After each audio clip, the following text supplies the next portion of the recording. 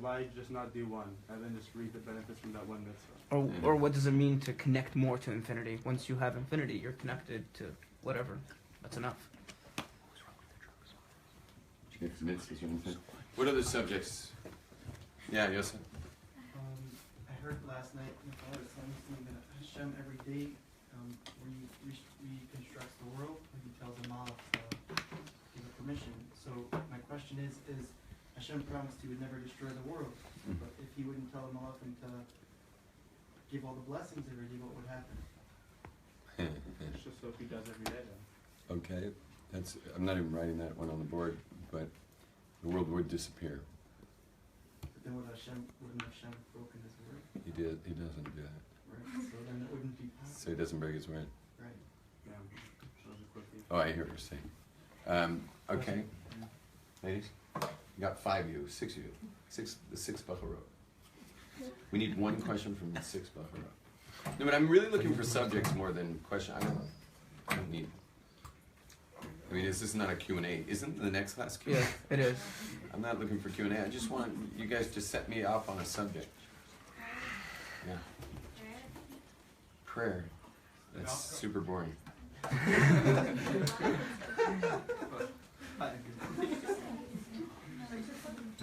I'm just kidding. I think prayer is fascinating. Yeah. Can God, like, we say that God can do everything, so, like, I don't know, just a brain teaser, like, can God create something that's too heavy for himself to pick up? Oh my god. Those are out of control. Okay. Oh wait, we got a question from the Bacharot. Maybe you guys have a question, some subject. Okay, what's yours? Like a topic about, like, I don't know, I just think it's cool to talk about, like, the Jewish views on, like, politics or gays or things like that. Oh wow, we haven't done gender roles in a long time, and we're in the middle of a gender crisis. We could do that, but you have to be over 18 for that. Any others? Yeah. Can you still be a progressive and practicing Jew on excessive amounts on like if you're addicted to alcohol or drugs or whatever or weed? Addiction? Can you still be what? Like, can you still be like a normative Jew? A normative Jew, or even a normative person? Like, how would you convince somebody not to do it?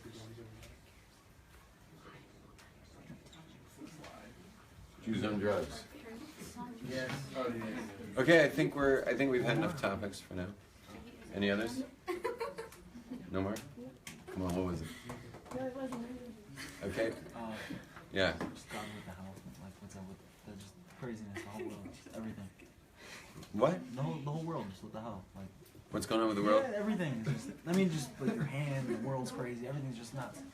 It's like Everyone always thinks that It's a crazy world. Is it not crazy? Yeah, but everyone always thinks that their point of time is their point is crazy though. Okay, it's deeper. Like, why did he have to? What? Why did he like? For example, you have one mouth, but you have 2 eyes. Like everything is just. I don't know. It's really everything is my question. One mouth, 2 eyes. You know what I mean? Like I want 2 mouths and 1 eye. We're a bunch of aliens, you know. Okay, 2 more. And just another issue that I think that we can learn is lessons that Hashem gives us through challenges. Okay. Lessons in life. Lessons through challenges. And last thing, yeah. No, what's the question? What? No, Okay, today we're going to be discussing gender roles. My wife said something fascinating. She says that the gender crisis. She didn't say the gender crisis. The fact that we're in this gender crisis and people are like, don't know what gender they are. I know I'm even not being politically correct by using the word gender because you're supposed to say the word. Today you're supposed to say the word sex, which means your male or female is called your sex, which is really funny because it always was known as gender. And but to say gender means, according to them, gender means your chosen gender, and sex means your anatomy. So if you have the anatomy of a male, you can still choose the gender of being a female. even though you have the anatomy of a male. So the sex is male, but the gender is female. Or you could be a female female anatomy, which is your sex is female, but you can choose the gender as far as gender. And so there's like I think Target doesn't have male or female bathrooms now. And The pictures. yeah. That's not good enough. Use your imagination for Pictures the would rest. be good, They have but that. they're hypocrites. Meaning in the end, sex also doesn't mean anything. Sex nor gender doesn't mean nothing. And I've met plenty of women who they're really freaked out by this because they've been victims of sexual crimes and molestation and stuff and various crimes, and they don't want to be in the bathroom with men. They just don't want to be in the bathroom with men, and they're freaking out because they're shopping in places and they have to go to the bathroom. Yeah, but that guy doesn't want to be in a bathroom with another guy, so.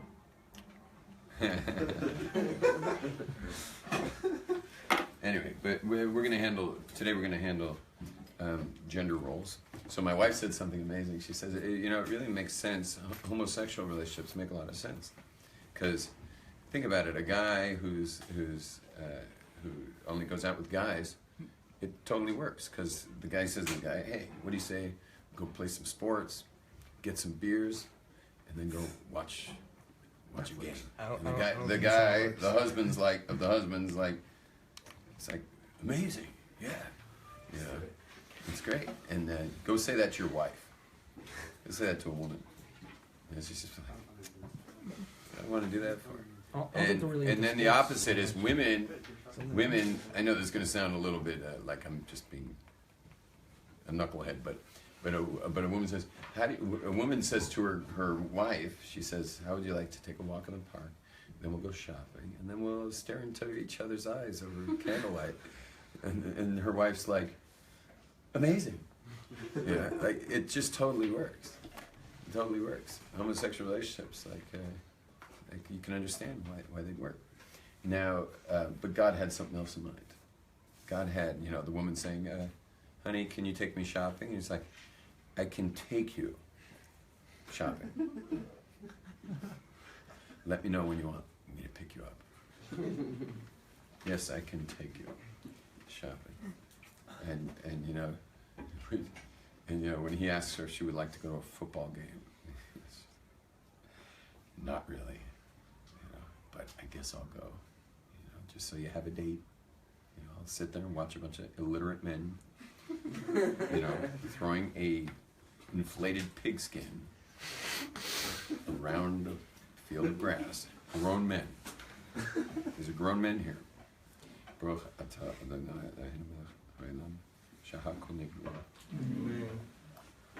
Or oversized, illiterate men running up and down a court, putting a ball inside a basket that it actually fits in.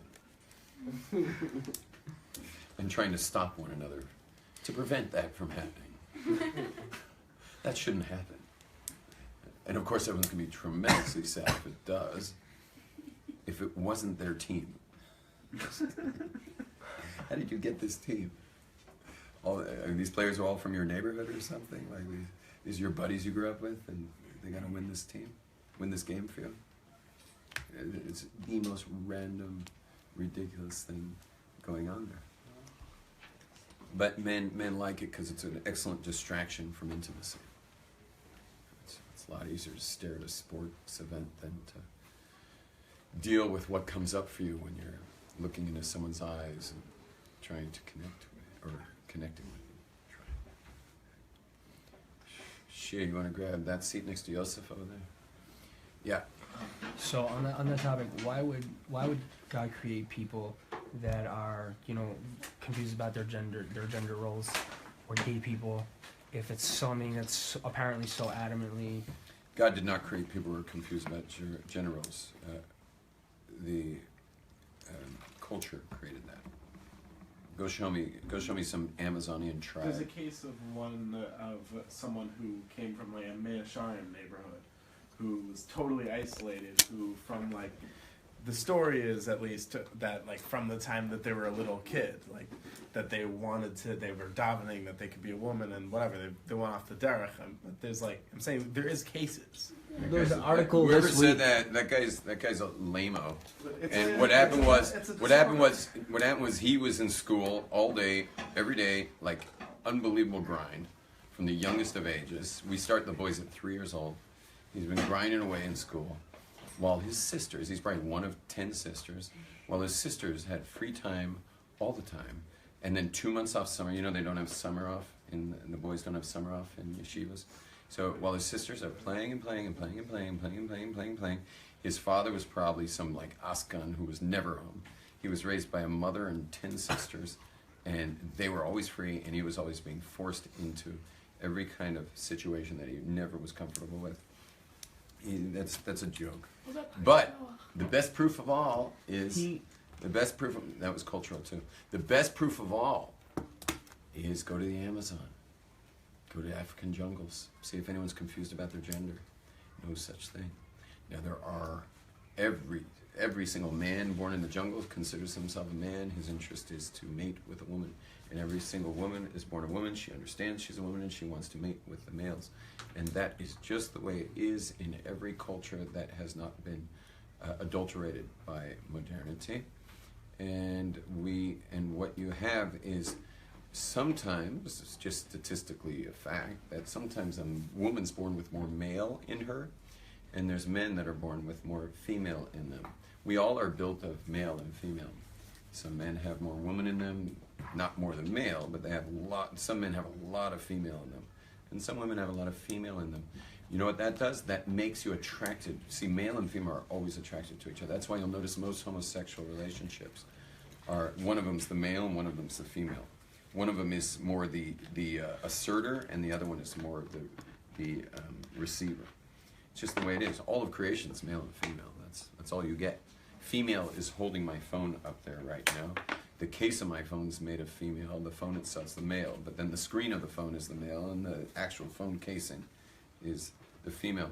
The cable is the male. The phone is the female. The table is the male. The clamp holding the thing is the female. The doors are being hung on male and female types of things. Your tables are put together male and female. The windows are inserted into the female frame. There is nothing you will ever look at or see in any of the physical creation that is not male or female. God created it this way. He knew what he was doing. He also knew what he was doing when he made you a male and made you a female. He knew exactly what he was doing. With humans, though, we're all a little more androgynous. Androgynous means that you have a little both. Human beings have a little both. We're a little different than the rest of creation. And that way you have men in roles that require more sensitivity. For example, teachers. Teachers who are raising our next generation need a kind of sensitivity, but on the other hand, there's nothing wrong with having a male first, second, third, fourth grade teacher. But he better have a strong feminine side, or the kid's not going to learn anything. Because he's got to understand the kid. The kid's getting boo-boos, the kid's getting beaten up by another kid. You can't just have some tough guy teaching third grade. You got to have a very feminine male teacher, or you can have a woman teacher. But you have to have both roles at your, both roles meaning you have to have males and females who are born with both roles. Speaking of Me'asharim, that's where I pray. And I decided to do a little test to see what happens with the boys that are born females. Like I figured our shul has like 800 men in it. So there's got to be a couple female males of the men. So I found a couple of them who are like really the feminine ones. Meaning, had they been raised secular in New York, they would have been like, they would have been like interior designers. These guys, but they were raised in Me'asharim. They were raised intensely observant. They've been married since they're 18, so what I found was something amazing. First of all, they were totally heterosexual. They were husbands, happy husbands. Their kids seemed balanced and well. But what was interesting was they were the prayer leaders. They're the prayer leaders, and specifically the most feminine ones were the prayer leaders in times of need. Meaning, if we have an emergency, then we always send them up to pray, to lead the prayers. And when there was a, if it's like the times of the year, like Ne'ilah, that's when we send one of them. And Musaf, Rosh Hashanah, we send them. Prayer for rain, prayer for dew, that's when we send them. Whenever it's an emergency, that's who we send. And why? Because God, is God the receiver of creation or the asserter of creation? Which one? Asserter. He's the asserter. That's why God's always referred to in the masculine. Not because God has genitalia. Okay? God does not have genitalia. If he did, it'd be really scary. Just ask Mary. Now, okay, God doesn't have genitalia. He's not male nor female. However, how he interacts with creation is the male. That's the asserter. God asserts himself into the creation, onto the creation. And we are the female. All of us are the female. That's why girls have a much better relationship with God than men. Men have it very tough. Women relate very naturally to God.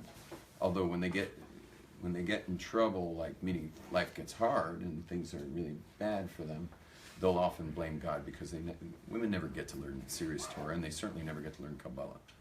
But the men, it's funny, the men who learn Kabbalah, is once you understand a little bit about a little Kabbalah and a little bit about God, you suddenly, no matter what you go through, you understand that, like, there's no way I understand what he's up to.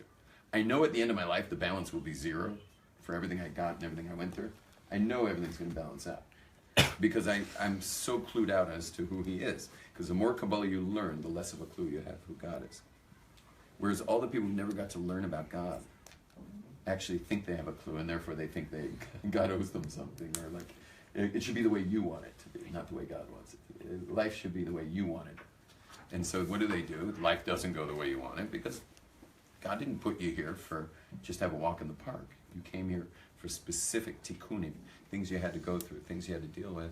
And that doesn't mean that you judge God for that. God's not on trial here. Okay?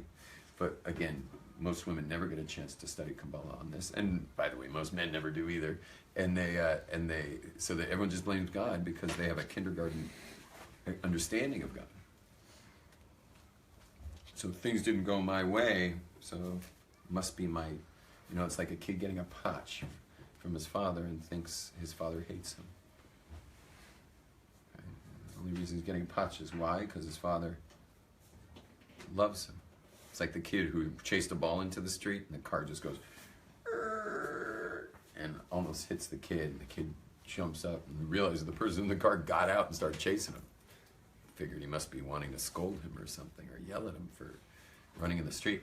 But the guy kept chasing and chasing and chasing and chasing and chasing. Finally, like a couple blocks later, the guy finally dives and grabs the kid and just starts slamming him like bam, bam, bam, bam. Kid's like, ah! Who was that guy? It was his father. He's going to teach him a good lesson. But anyone else who's almost hit a kid, myself included, I've been driving since I'm 16, and I've certainly, I had to slam on my brakes before. You think I got out of the car and started spanking the kid?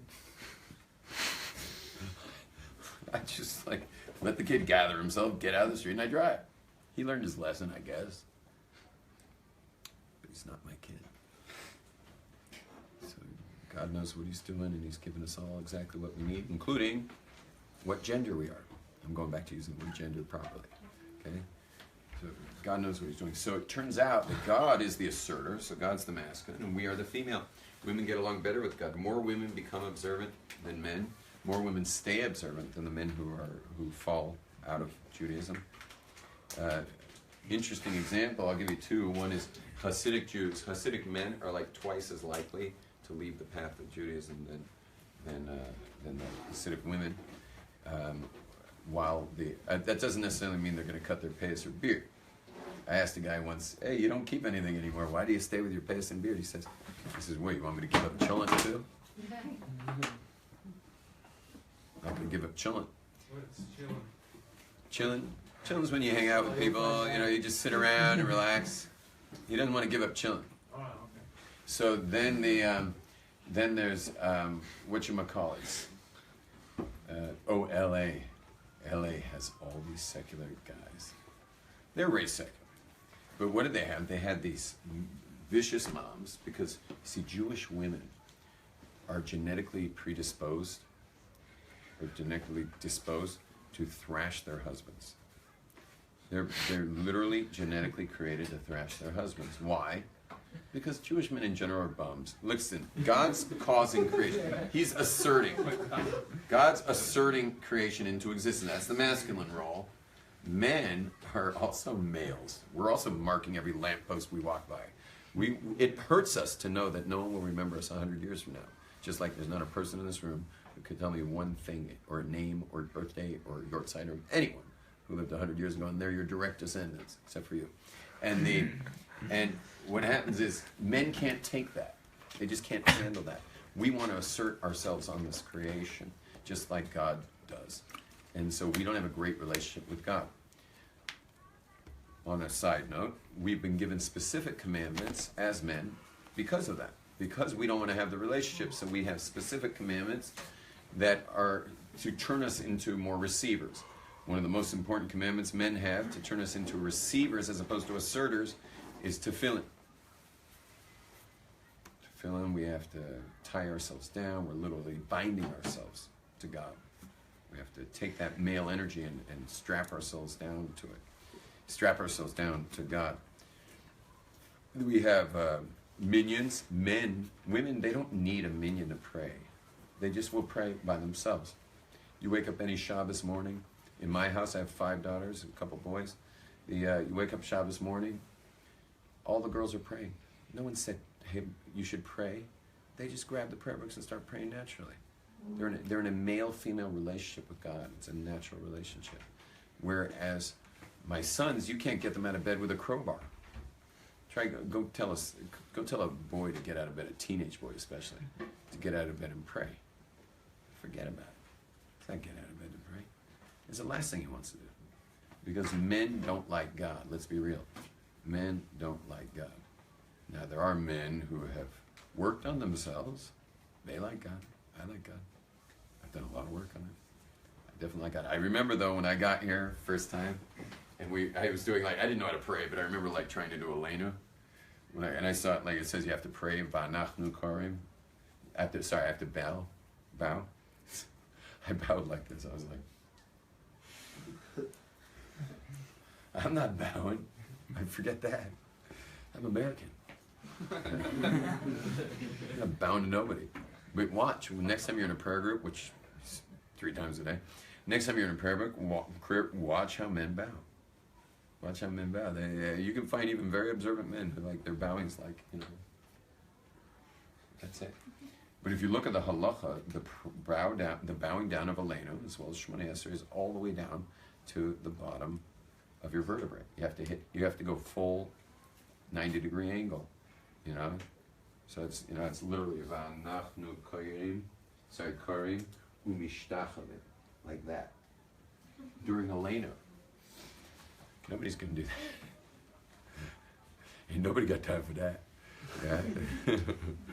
Men don't like to bow. They just don't like bowing. And we have to pray in a group because we need someone to say, where were you? Women don't need someone to say, where were you? They don't need that. Men, we need someone to, and you'll notice a lot of men will go from minion to minion to minion, so no one ever asks, where were you? That's another trick. Let's go to a different minion each time, so no one ever asks you, where were you? But it's got its own hell, though. You have to pay another price. And the other price is prayer groups are tremendously uncomfortable. Minions are tremendously uncomfortable. I mean, you count for nothing in a minion besides one. You're one. You could be the CEO of a Fortune 500 company, and you walk into a minion, they're just 7, 8. Who are you calling 7? You know who you're talking. You know who you're talking. You know who you're messing with. And it's we know who we're messing with. You're number 7 in our minion. Open a prayer book, sit down, and shut up. Okay? So this all of Judaism is basically trying to emasculate men. And sometimes I wonder why women are commanded in Shabbos anyway. They love Shabbos. It's men who have to, rip their hands off their cell phones and women now with social networking, they have the same issue. But before, It was only the men that were freaking out to like put their phone down, to get off their computer, to stop making their mark. It's like Shabbos is tremendously rough for man, whereas women are like, oh, everyone's coming home. Like, home is where the heart is. It's the home world. We live in the home world, you know. The men are like, home world. What do I want from a home world? I want that world. I'm gonna go conquer. And so comes Shabbos, and it's just like, you know, the man gets home. He like slides into home plate for Shabbos, sits down at the table. You know, it's Shalom Aleichem and everything. And the wife's like, so kids, now Daddy's gonna tell you the parsha of the week. And Dad's on the other side of the table. I'm like, what parsha is it? I don't know what parsha is. You know what parsha is. Okay, kids, go play while Daddy learns the parsha.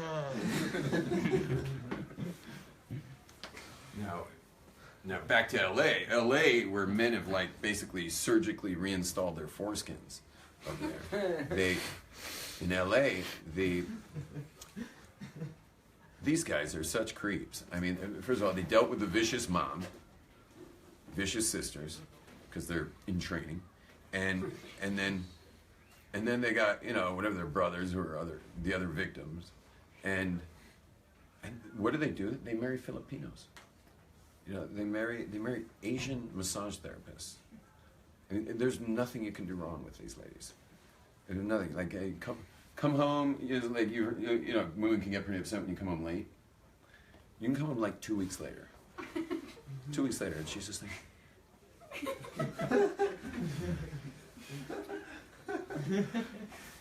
so, aren't you going to ask where I was? And she's like, the main thing is you're back. So, oh my gosh, you come home like an hour late to a Jewish woman. She has total amnesia. You've done anything for her at all her entire life. Her entire life. There's nothing you've ever done for her. You know, all is forgotten. And by the way, since there's so many women in the class, just give you a little hint. When you thrash your husband, never do it near the front door. Because if he came home at 7:30 last night instead of 6, next night it's going to be 9, and next night it's going to be 11:30, and next night he's going to be calling you from Vegas. Never let your husband have it by the door. Wait till he's eaten something. A hungry man is an angry man. Okay? You wait till he's eaten something. Let him feel safe. You think men feel safe out there? The reason why are they trying to conquer that place? Why are they trying to conquer the outer world? They feel safe or unsafe? Unsafe. Feel unsafe, and they think if they can conquer one little corner of it with their industry or with their social skills or whatever it is, if they can just conquer one little part of it, the world gets somehow safer for them. But it's not ever going to get safer. What's the one safe place in a man's life? His home. Well, his bathroom, but his because it's away from his wife. Just kidding. The toilet's your throne. So the one safe place he has is his home. So don't make the threshold of the home, the doorway, don't make that the dangerous place. Make sure he comes home. Forget everything that went on. Just let him eat something and relax and feel safe in the environment. It'll also give you a little time to speak with more wisdom when it's time to nail him. Before you nail him, you'll actually choose your words better. You've seen him already interacting with the kids. Everyone's feeling a little safer. Everyone's feeling a little more secure. And then if there's something that still needs to be said, so you can say it with wisdom, as opposed to thrashing him on the spot. Now, back to LA.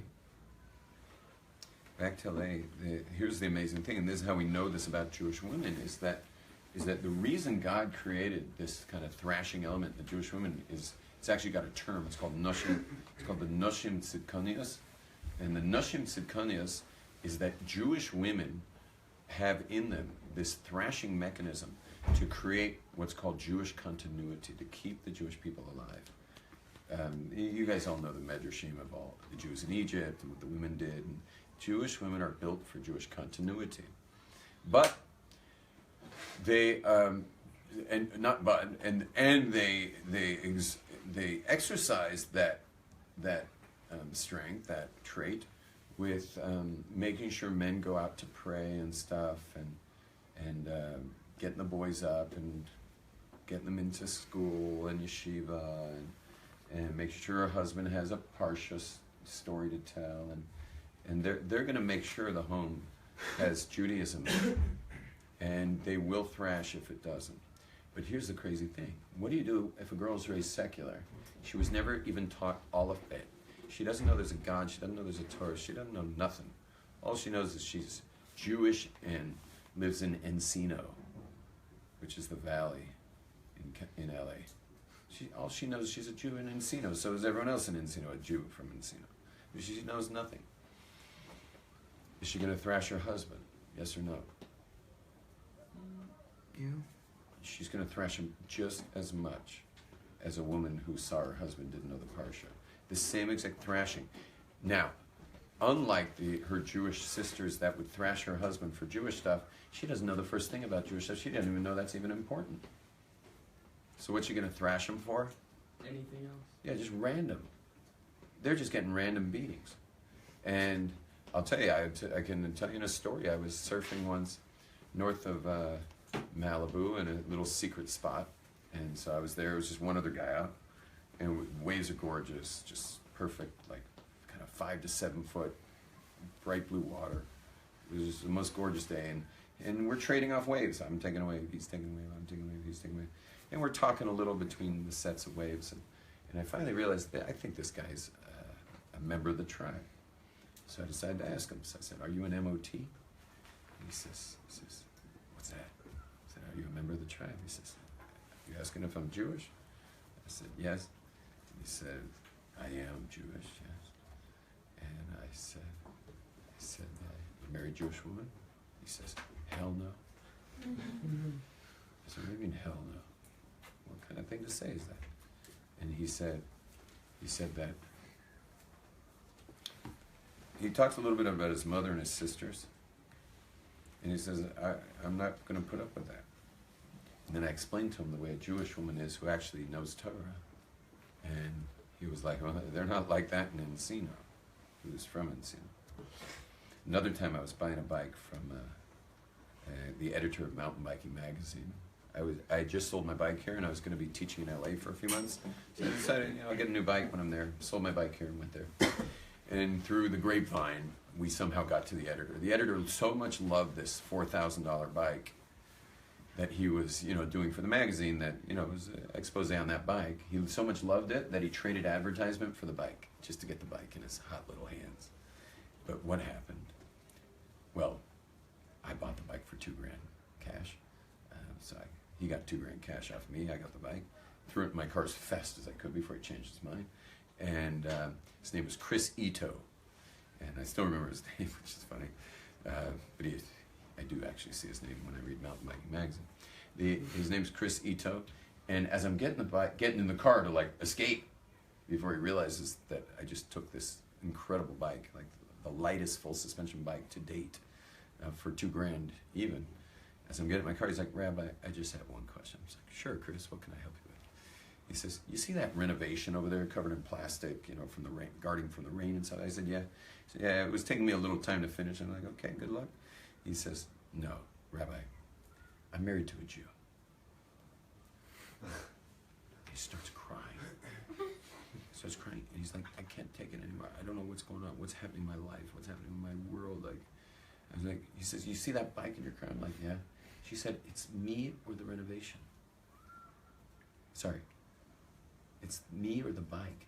Finish the renovation. Don't show up here with a brand new bike with an unfinished renovation.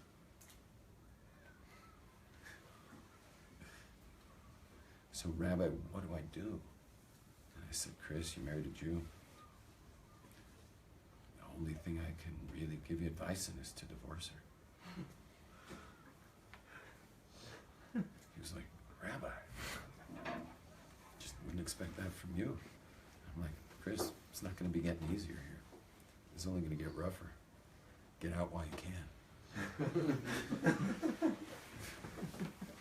And I drove off with my new bike. It's an amazing bike. So, my brother runs he doesn't do it anymore, but he used to run a conversion class for the, what's it called in California? The C something. No LA people here. That's right, I left LA 30 years ago.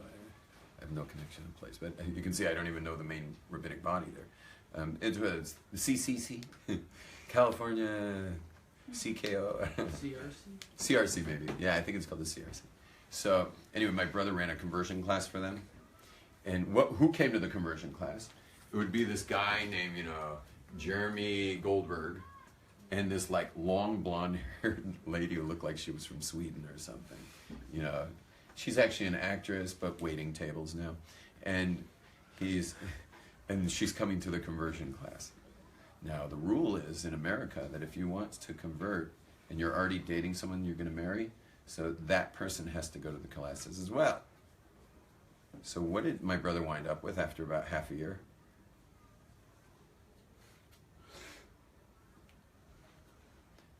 He ran the class after half a year. Well, I see you all raise your hands at once. And the class after half a year was full of Scandinavian actresses with broken engagements. Those guys lasted 2 to 3 classes, and suddenly they got sick on that day. Like suddenly they couldn't make it, and then they couldn't make it the next week, and then they couldn't make it the next week, and they couldn't make it the next week. And I'd like to finish this day with talking about rabbis who are females, female rabbis, female cantors, female Torah readers. You know why there's all these rabbis and cantors and Torah readers and presidents of synagogues? Who ever heard of such a thing? Who ever heard in Jewish history of such a thing? You know what the answer is? And again, this has nothing to do with the ones in Israel. The ones in Israel are just like foaming at the mouth feminists. I mean, they have nothing to do with what I'm about to tell you. These are not feminists, these people in America. These are women who refuse to watch the Jewish people die. So if the men refuse to be rabbis, they're going to be rabbis. If the men refuse to be cantors, they're going to be cantors. And if the men refuse to be Torah readers, they're going to learn to read Torah. And if the men are refusing to be leaders of shuls, they'll lead the shul. See, all they knew growing up was like Rosh Hashanah and Yom Kippur, and there was like some rabbi up there, and all of a sudden there's no guy who's ever going to do that. Like, what guy would ever want to be a rabbi if you're raised secular? I mean, you'd have to be like, I don't know, like you belong in a funny farm. If you're a secular guy raised and you want to be a rabbi, that's nice. You're like, you send the guy to a doctor. Why? Why would he want to be a rabbi? He likes clergy. Like being clergy is fun for him. So the women have stood up because they're not going to let the Jewish people die. That's what they're doing there. They're not feminists. They're not out to score some points for women. There's no one left. There's no one else. Their whole community has lost it, completely gone. So they're standing up and trying to make a difference. That maybe the Jewish people will continue somehow through their leadership. You ever heard that perspective? That's what's going on. I promise you that's what's going on. And many of them, by the way, because part of becoming a rabbi means you have to study Torah, and many of them start studying Torah, and then they start meeting people who actually know Torah. And the next thing you know, they're frum. And they don't do it in the end because they realize actually there are rabbis and there are people leading. But some of these people, they're like they're in like Kentucky or something, or they're in some other random place that has a Jewish population, but no one actually keeping the Torah. Now, last thing I want to say is that men like women and women like men. Male likes female, female likes male. That's just the way it is. Even in homosexual relationships, there's generally a male and a female. When a man is more female, first of all, his relationship with God's stronger, and he'll be more attracted to a woman with a lot of male attributes. I know they never show on modeling, when they show a model on like a hair shampoo commercial, they're going to show a very, very feminine model. But there actually are a ton of women out there that are very masculine. It's not the majority, but they're out there. And they are perfect for men who are very feminine, and they love the guy perfectly, and the guy loves her perfectly, and they're also, meaning male loves female. That's always the way it is. Male loves female, and you'll notice a lot in marriages today that if you have a very feminist woman, so the males today are very beaten down today. The males are more of the female today, and the females are more the male. When a woman turns in the late 30s, she starts getting all this female stuff going on in her. Women's bodies change when they turn about 38, 39, 40. Women go through this like conversion into like full-on woman. It's pretty scary because, well, what's scary about it is that once they finally get full-on woman at about 38, guess what they want? They want a male, but they killed him, 15 years ago. Meaning there's no male in sight. And so what happens in the secular world is they just trade him in. They just throw the bum out. I want a man. And in the observant world, so they lose all their respect for him, and the whole marriage goes like dry. Might as well live in separate bedrooms. They won't necessarily divorce him. Many will divorce him, but the majority won't divorce him. And so for us men, we got to not fall party to that. And for the women, is you got to build your husbands up. Don't love the power when you get married. Don't love the power. Get right to building up your husband into the man of the house, straight off, as soon as you get married. Shalom, everyone. I give you Rabbi Neckemeyer is coming up now. He will be doing questions and answers on your deepest inner questions. If you've never heard his class, you should definitely hear it once, because most people who hear it once get hooked and keep coming. Rabbi Glaser said so. Yeah.